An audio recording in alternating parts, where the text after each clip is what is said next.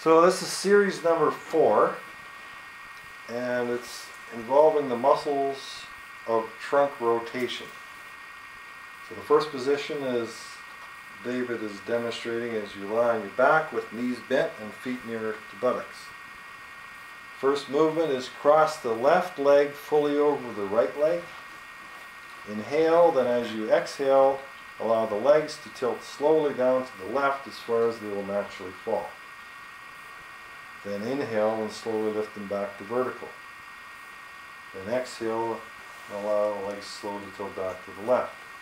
And you repeat that about 10 times. Notice how he's doing it continuously. Slowly, but continuously. Maintaining the eyes closed, a nice, smooth, slow movement. That's what you're aiming at. Smooth, slow, relaxed. Every other part of his body is totally relaxed. If he's using his shoulders or hands or anything to do this movement, it's not being done correctly. You're isolating and tuning right into this part of your body. And then after you do that a few times, you stretch out your arms and legs and just rest.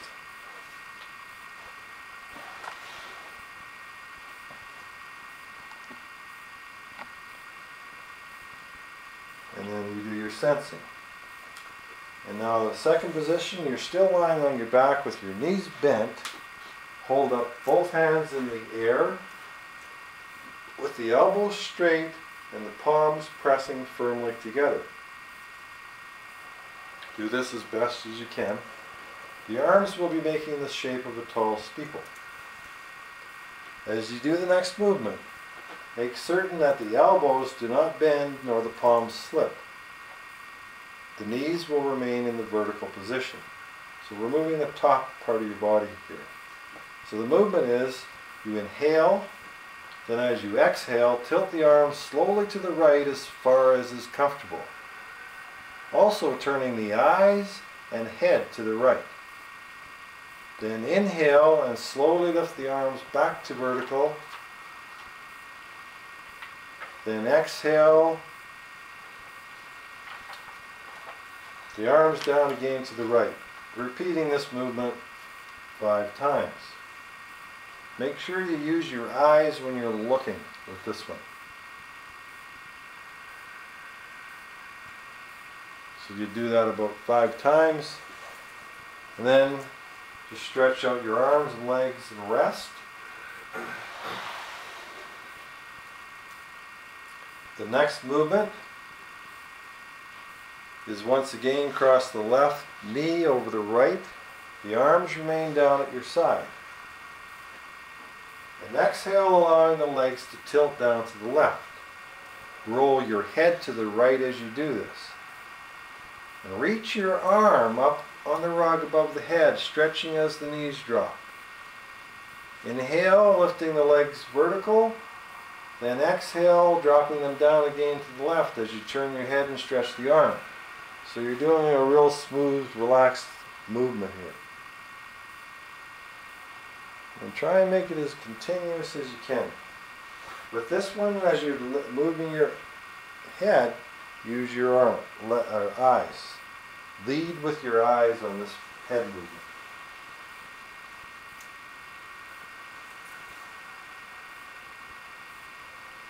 And you just try and make it as smooth and continuous as a ballerina might.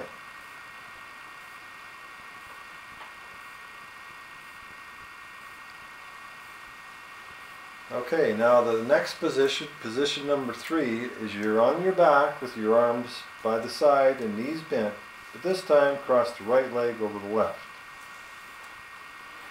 So that's the same thing as this side, so we're not going to do it here. We're just doing the other side.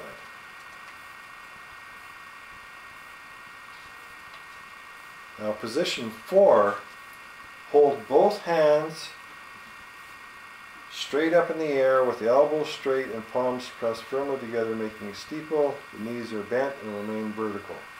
And this is the same thing. You're just going to be doing on the top as you did before. So we're not going to show that one. The main idea with this steeple position is to have the arms straight and the palms flat together. It doesn't matter as straight as you can, because you may not be able to get them as straight as what his are right here, but just do the best you can. And don't force it. Okay, now we'll get into position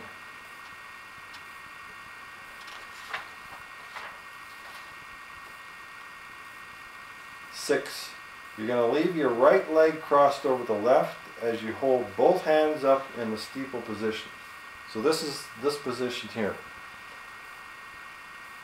You exhale, letting your arms and head tilt halfway over to the left. So you're going about halfway with your head and arms before you start going the other way with the knees. The arms go first because the upper half of the body is much lighter than the lower half. Then inhale, bringing the arms and legs slowly back to vertical. Notice the full spiral twist of the body, as if two giant hands were gently twisting the lower part of the body one way and the upper part the other, like squeezing the water out of a wash rag. The tricky part about this one is to go a little bit with the steeple, and then you go with the legs. And you won't be able to continue to go with that steeple, but you're getting a full body twist here.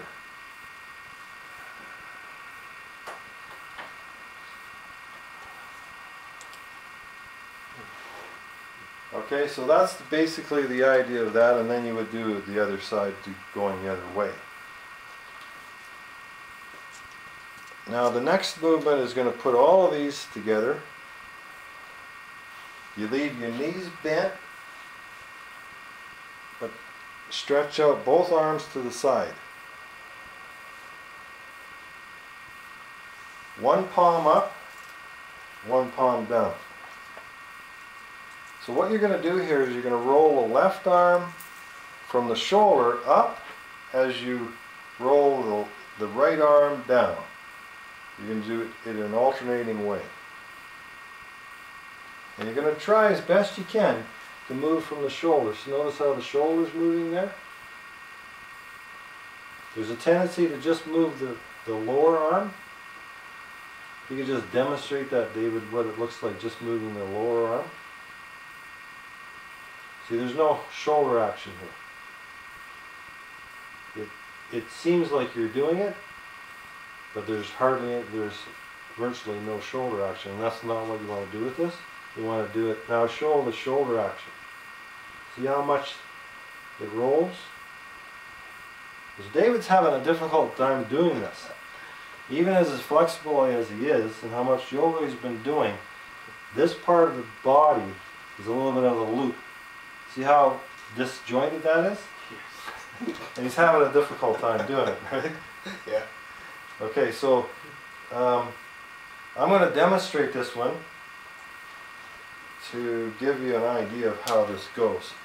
I just wanted to, if you can just make sure I'm in this. Well, viewfinder there. A little bit to your right. No, to your right. A bit more. That's good. All right? Yeah, that's good.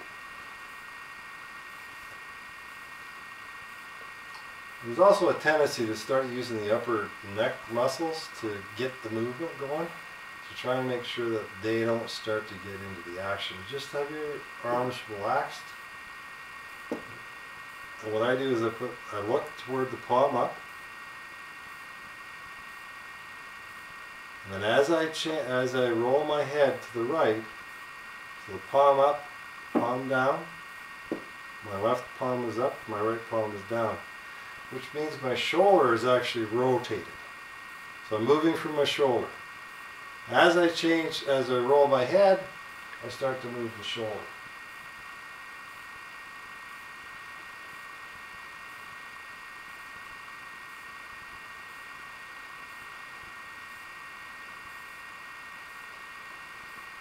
And as you get comfortable doing this, you can do it in a really smooth,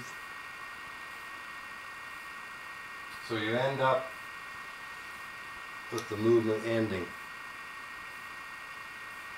The head and everything's ending up in the same spot. That's the top part. It might take a little bit of practice to do that. Sometimes I find it helpful for people that are having a difficult time to do it standing up and just use try one shoulder, get control over one shoulder, and get the actual shoulder movement going first. Then get the other shoulder movement going. Sometimes it helps if somebody just touches your shoulder as it's going. This is all part of getting the sensory motor information back into the loop.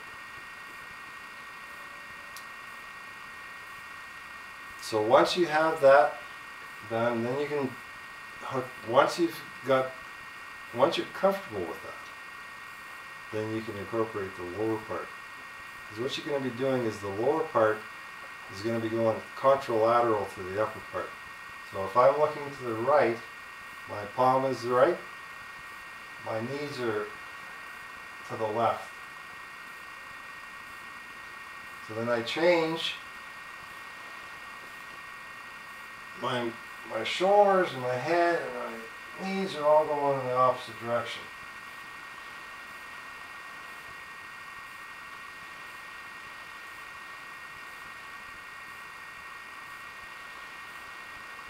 And like I said, it might take a little bit of time before you can actually do this comfortably. But once you do, it takes a long time before you'll lose it. Because I don't do it regularly. I haven't done it for quite a while actually. So hopefully that'll explain it. And I think that's the end. That is the end of series number 4.